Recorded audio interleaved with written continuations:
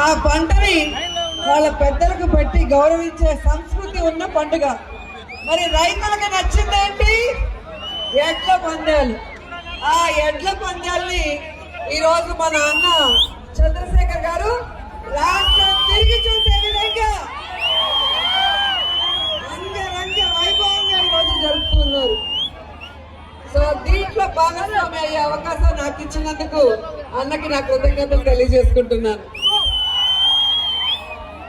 ఎందుకంటే మిగతా చోట్ల జరిగే ఎడ్ల పందాలు వేరు, కానీ ఒంగోలు గిత్తలకు పేరు ఇచ్చిన ఈ జిల్లాలో జరగడం అది వేరే లెవెల్. సో ఎడ్ల పందాలు చూడడానికి ఇంత దూరం వచ్చాము.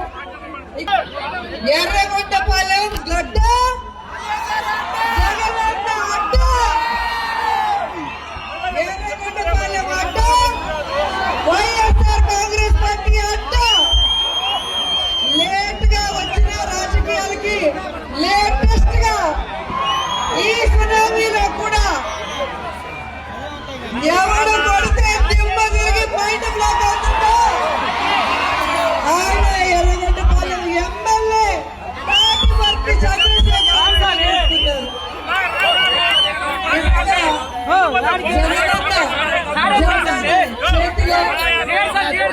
జగనన్నని పాదాభి వందనాలు. ఎందుకంటే అమ్మ పెట్టదు అడుగునే నీళ్ళు అన్నట్టుగా వాడు పెట్టడు, వాడు చేయడు. ఎవరన్నా చేస్తే చూసి సహించలేడు, బెదిరిస్తాడు, భయపెడతాడు, లేదా కేసులు పెడతాడు. మీకు కూడా తెలిసి ఉంటుంది. ఈరోజు చూస్తున్నారు అధికారంలో ఉన్న కూటమి ప్రభుత్వానికి ఎడ్ల పందాలు చేయడం చేత కాదు, ముగ్గుల పోటీలు చేత కాదు. ఎందుకంటే ప్రజలు రారు. ప్రజలకు ఏమైనా చేస్తేనే కదా ప్రజలు వస్తారు. ప్రజలు రాకపోతే ఏ పోటీలు పెడతారు? సో రాష్ట్రంలో కులం చూడకుండా, మతం చూడకుండా, పార్టీ చూడకుండా పేదవాడు అర్హుడంటే పని చేసిన నాయకుడు జగన్మోహన్ రెడ్డి గారు ఎమ్మెల్యేలు, ఎంపీలు మాత్రమే. అందుకే అధికారంలో ఉన్న, అధికారంలో లేకపోయినా ప్రతి ఒక్కరు కూడా ఈరోజు సింహంలాగా ఎక్కడికి వెళ్ళినా మీ అభిమానంతో, మీ ఆశీర్వాదంతో మేము తలెగరేసి కాలరెగరేసి వెళ్ళగలుగుతున్నాం. ఈరోజు రాష్ట్రంలో మనం చూస్తున్నాం సంక్రాంతి పండుగని ఈరోజు ఎమ్మెల్యే తాటిపర్తి చంద్రశేఖర్ గారు దాదాపుగా 4-5 రోజులుగా ఎంత ఘనంగా చేస్తున్నారు. 4 రాష్ట్రాల నుంచి ఈరోజు ఎద్దులు వచ్చి పోటీ చేయడం మనం చూస్తున్నాం.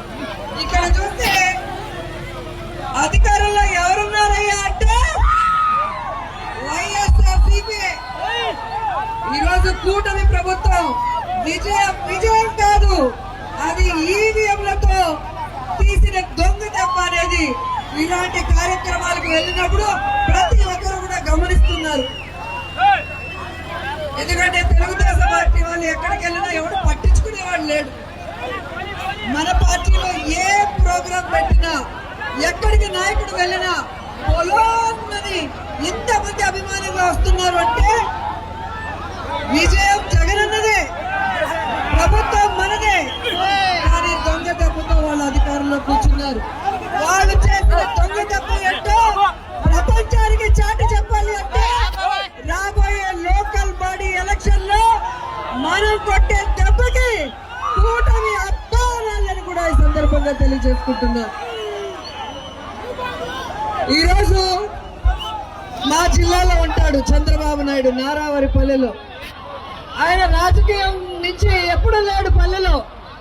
రాజశేఖర రెడ్డి గారిని చూసి, పులిని చూసి నక్క వార్తలు పట్టుకుంది అన్నట్టుగా రాజశేఖర రెడ్డి గారు పులివెందల్లో ఎప్పుడు ఫ్యామిలీతో ఉండటం చూసి ఈయన కూడా ఈ మధ్యలోనే నేర్చుకున్నాడు. అంతకుముందు ఎప్పుడు కూడా నారాయణపల్లికి వచ్చింది లేదు. అక్కడికి వస్తాడు, కట్టుకొని పచ్చ ఛానళ్ళ ముందర ఏ విధంగా నటిస్తాడో మనం చూస్తున్నాం.